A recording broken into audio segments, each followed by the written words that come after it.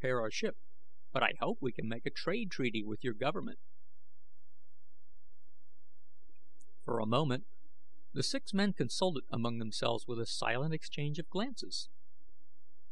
Then one of them smiled and said, "You must visit our villages and explain the idea of trade to our people." "Of course," Lord agreed, "if you could serve as interpreters." "Our people can learn your language as rapidly as we have, if we can borrow your language machine for a time." Lord frowned. "It's a rather complex device, and I'm not sure. You see, if something went wrong, you might do a great deal of harm." "We would use it just as you did. We saw everything you turned to make it run." One of the golden skinned primitives made a demonstrate on, turning the console of dials with the ease and familiarity of a semantic expert. Again Lord was impressed by their intelligence, and vaguely frightened. "You could call this the first trade exchange between your world and ours," another savage added. "Give us the machine, we'll send you fresh food from the village." The argument was logical, and eventually the natives had their way. Perhaps it was Ann Howard's intervention that decided the point. She vehemently disapproved. A gift of technique should be withheld until she had examined their cultural traditions. But Martin Lord was a trade agent, and he had no intention of allowing his mission to be wrecked by the ephemeral doubts of a teacher. Here at the onset was the time to make it clear that he was in command. He gave the natives the machine. As the six men trudged across the burned earth, carrying the heavy apparatus easily on their shoulders, Lord wondered if either he or Ann Howard had much to do with the negotiations. He had an unpleasant feeling that, from the very beginning, the natives had been in complete control of the situation. Less than an hour after the six men had departed, a band of natives emerged from the forest bearing gifts of food, straw baskets heaped with fruit, fresh meat wrapped in grass mats, hampers of bread, enormous pottery jars filled with a sweet, cold, milky liquid. Something very close to the miraculous had occurred. Every native had learned to use the Federation language. A kind of fiesta began in the clearing beside the stæres. The natives built fires to cook the food. The women, scantily dressed if they were clothed at all, danced sensuously in the bright sunlight to a peculiarly exotic minor-keyed music played on reed and percussion instruments. Laughing gaily, they enticed members of the Lord's crew to join them. The milky drink proved mildly intoxicating, yet different from the stimulants used in the Federation. Lord drank a long draught from a mug brought him by one of the women. The effect was immediate.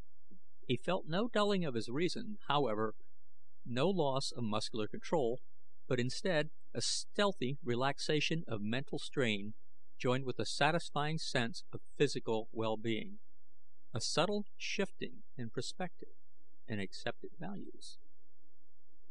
The savage feast, which grew steadily more boisterous, Lord would have called an orgy under other circumstances. The word did occur to him, but it seemed fantastically inapplicable. Normally, the behavior of his men would have demanded the severest kind of disciplinary action. But here the old code of rules simply didn't apply, and he didn't interfere with their enjoyment. The afternoon sun blazed in the western sky. Heat in shimmering waves hung over the clearing. Lord went into the ship and stripped off his uniform. Somehow, the glittering insignia, the ornamental braid, the stiff collar, designed to be impressive symbols of authority, seemed garish and out of place. Lord put on the shorts which he wore when he exercised in the capsule gym aboard ship. Outside again, he found that most of the men had done the same thing. The sun felt warm on his skin. The air was comfortably balmy, entirely free of the swarms of flies and other insects which made other newly contacted frontier worlds so rugged.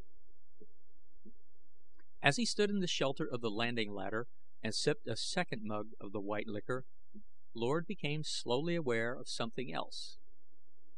Divested of their distinguishing uniforms, he and his crew seemed puny and ill-fed beside the natives. If physique were any index to the sophistication of a culture, but that was a ridiculous generalization.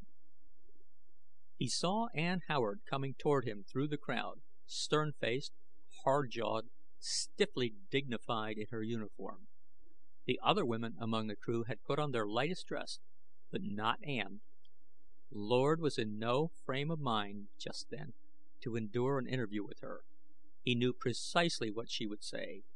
Ann was kind of a walking encyclopedia of the conventions. Lord slid out of sight in the shadow of the ship, but Ann had seen him. He turned blindly into the forest, running along the path toward the village. In a fern-banked glen beside the miniature waterfall, he had met Niaga.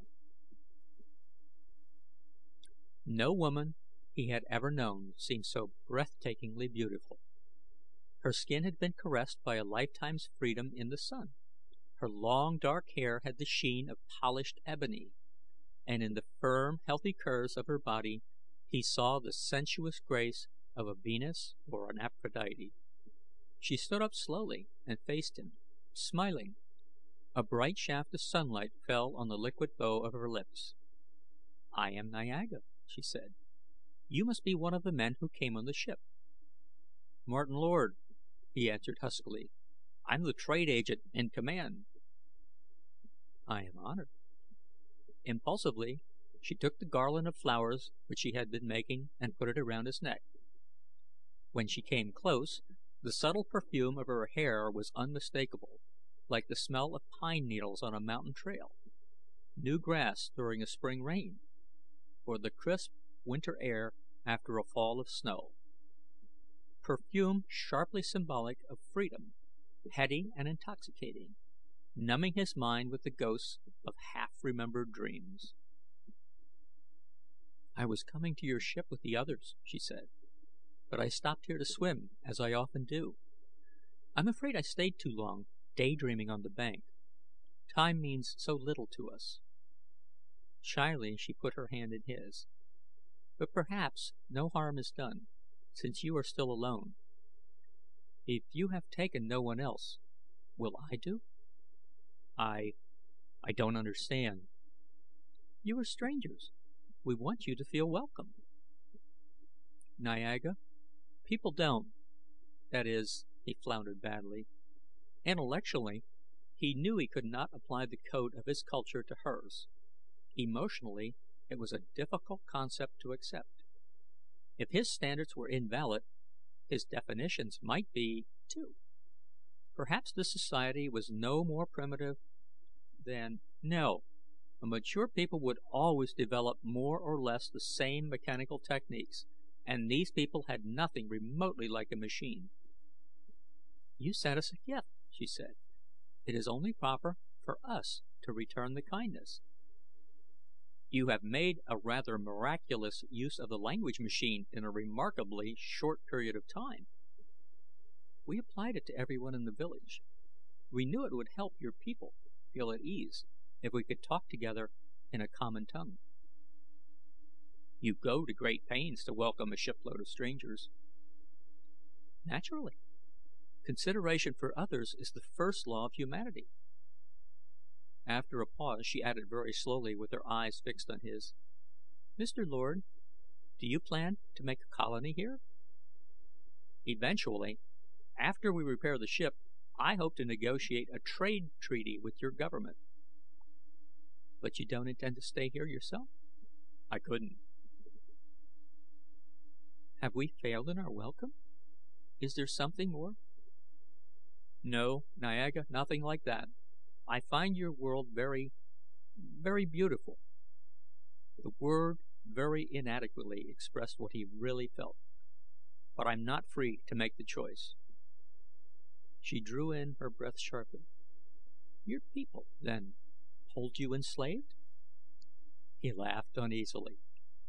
"I'm going home to manage Hamilton Lord. It's the largest trading company in the Federation.